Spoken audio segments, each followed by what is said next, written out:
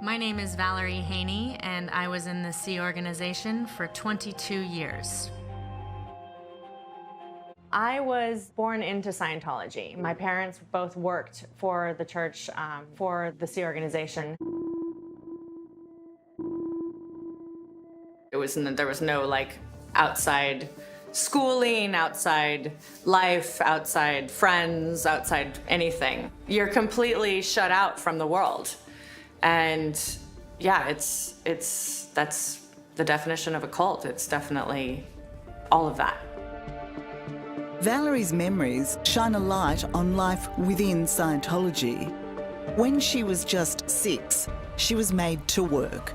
Doing all of the dishes for 300 people in the cafeteria and mopping and sweeping the floor, and I had to clean the dumpsters, and there was maggots in the dumpsters, and if you didn't work, then you would be sent to interrogation.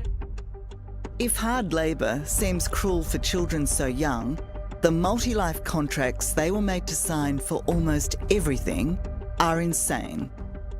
At what stage did it cross your mind that signing a billion-year contract was a ludicrous notion? Well, signing a billion-year contract wasn't ludicrous at all to me when I was 8 years old, believing in Peter Pan and Tinker Bell.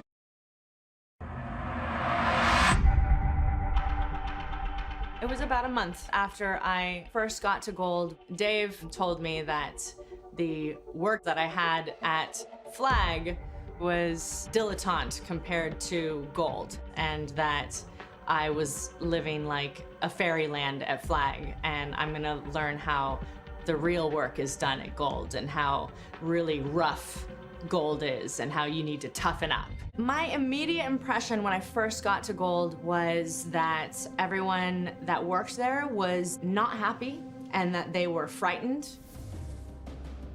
When I was touring the facilities, I was saying hi to everyone and they were looking at me like, who is this person? Why are you so happy? And I'm thinking, what is going on here?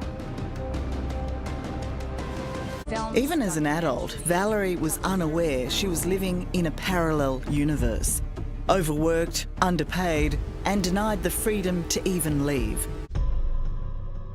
We were told that if you do leave, you will have nothing. Any friends, family that I would ever have outside of Scientology or inside of Scientology, you can no longer talk to them. You will basically be committing the biggest sin that you could possibly commit, and you'll probably die of cancer. And that actually was said to me. That you would die of cancer? That I would die of cancer. You escape in whatever way that you can, and you stand alone in the world. Yeah. With nothing. Like, the world outside is painted as a horrific place where ex-Sea Org members go to be tortured and die. And that is the mentality that is actively fostered and promoted. I don't know how many times I've heard Dave Miscavige say to an assembled group of Sea Org members, yeah, that asshole, he's flipping burgers at McDonald's and that one died of cancer. That was my mindset. That's why I stayed for so long. You would rather die, because then you're dying in the Sea Org. This is the mental prison, the prison of belief that exists. There is the physical, the gates and the barbed wire and this and that, which has the effect of stopping you enough that they can grab you. Yeah. But the real control is mental. There was really nowhere that I could turn, and I felt so degraded as a person. I was out digging ditches, and I thought that this is not the life that I want to live, and I wanted to end my life.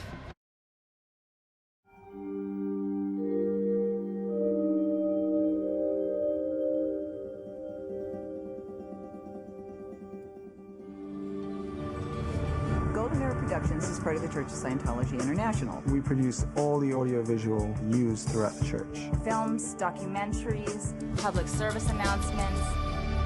I was the casting director, And that's when I started to see the actors come in. And these are non-Scientology. These are non-Scientology actors. And when we would have a shoot day, it was like my happiest day because people would come in and they would be normal and real and talk about normal things. And it was the first time that I was able to experience that. So, you know, they would come and ask me, like, is it true that you work from like 8 a.m. to midnight? And is it true that you get paid $47 a week? Yeah. And I was like, wow, wait a second. This is not right at all. So, when is it that you decided it was enough for you to leave? What actually happened is we were shooting a film that was about the Korean War and about brainwashing, what brainwashing is and how it is done. And I then went, oh my gosh, that's what Scientology is. Wow. A little education, right? Goes a long way. Yeah. I was like, oh my gosh, that's what's happening. That's what the hole was.